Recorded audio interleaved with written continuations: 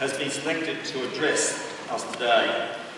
Amir Jilani studied in a combined program, Bachelor of Economics and Bachelor of Commerce, and a double major in Finance and Political Science.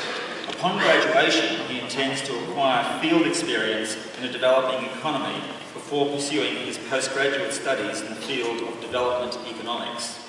He is particularly interested in the role played by societal norms and values in the creation or continuation of poverty traps and relative policy implementations. Originally from Pakistan, Amir Jilani has been fortunate enough to live and study in 4 countries.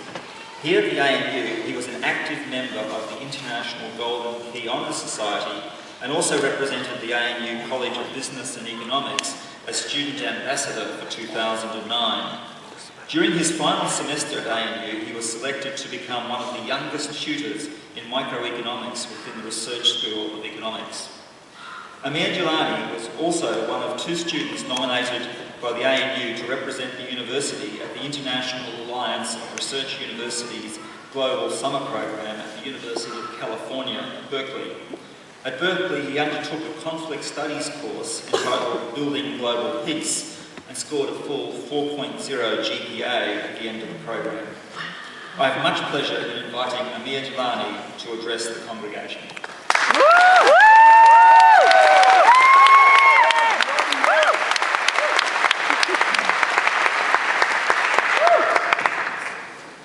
Thank you, Honorary Vice Chancellor, Honorary Chancellor. Good afternoon, ladies and gentlemen, distinguished guests, families, friends, and of course, the graduating class of the world's worst recession, or so it seems. It is such an honor for me to be standing amongst all of you today, but 4 years ago, if somebody had told me that I would be speaking in front of the graduating class of 2011, I would have probably questioned their sanity. Because I remember my first day at university and it was a complete disaster.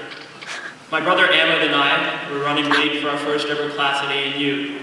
Much of our luggage had not arrived from Pakistan, so Ahmed slipped on a pair of my shoes in order to save time, and I picked up one of those Commonwealth Bank goodie bags with just a pen inside. This later proved to be one of the worst decisions we ever made.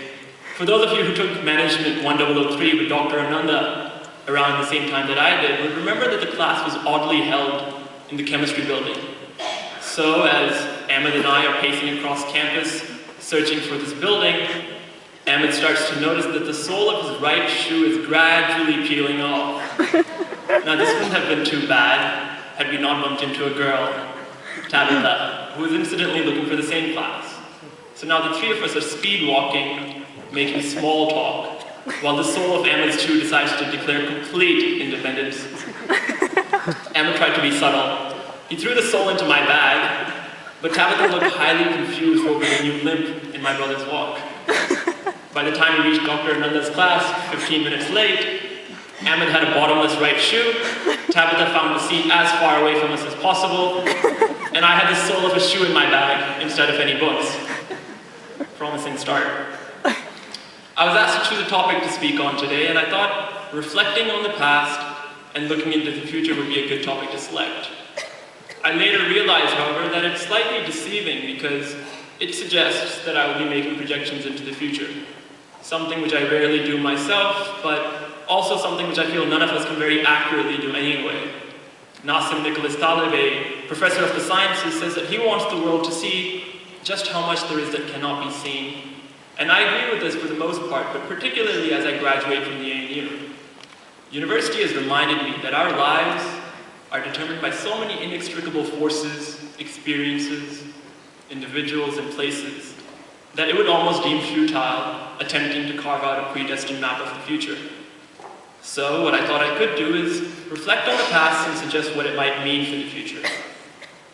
I remember the first time I reached the ANU campus 4 years ago, I began looking for a boundary wall. I was expecting some sort of enclosed area. Little did I realize the ANU would have its own postcode and a total land area that would probably surpass most towns in Pakistan. So perhaps some of the international students are better able to relate. Or not, maybe I was alone in this search for a fence. But it was intimidating, right? How are you supposed to get to know anyone on such a large campus? How are you supposed to fit in? Fortunately, as the years go by, you get to meet new people from similar as well as completely different backgrounds. You start understanding the system. You figure out shortcuts, not in an academically dishonest way, of course, but as a result of becoming an integral part of the university. In my final semester here at ANU, I started tutoring, so my entire life just began to revolve around university.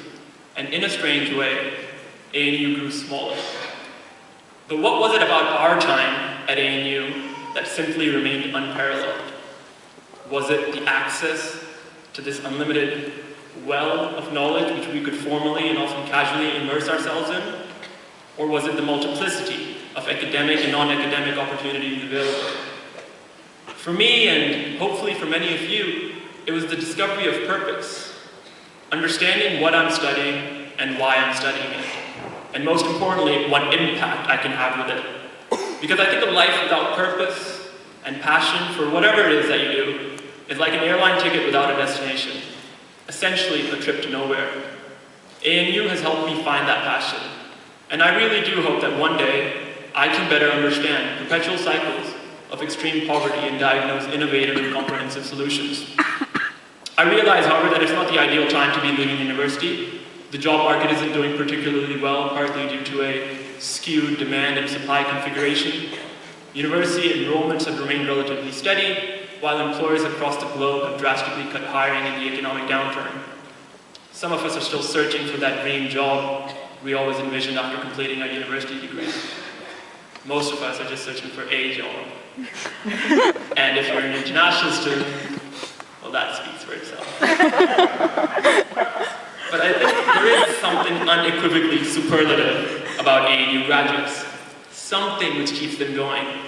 And I think graduating from the ANU today is a testament to our commitment and will to never give up, irrespective of the obstacles and hardships that come our way. And most importantly, with the ANU now a part of our DNA, our identity, each and every one of us is bestowed with this unique opportunity to really live our dreams. That, in my opinion, is the lasting legacy of the ANU. In the end, I think we just have to applaud the efforts and sacrifices of our families in providing us with an invaluable education, an education which will allow us to mold our own future. When I was younger, my dad would go on and on about the importance of a good education. He also felt the need to look over my homework and assignments and give critique. I mean, how much critique did a third grader need, right? But nothing was ever perfect, and that upset me. And I think I now realize that for my dad, perfection was never an elusive or static state of pure excellence, but rather this everlasting quest for improvement in all realms of life. It was about being the best that you can be. Unfortunately, my parents could not be here today, but I would like to take this opportunity to dedicate my degree and accomplishments to them. I didn't realize how much I would miss them until this morning, but I am so thankful for everything that they have given me. I would also like to thank the students, friends, and staff at the ANU for nominating and selecting me to be their student representative for 2011. Thank you so much for giving me this honor. On behalf of all the students, I would like to thank the brilliant staff and academic faculty at the ANU for all their hard work and efforts. And finally, to all my friends and fellow graduates, I encourage you all to never stop dreaming the dream of all dreams, a lifetime of endless possibilities. Thank you, and congratulations.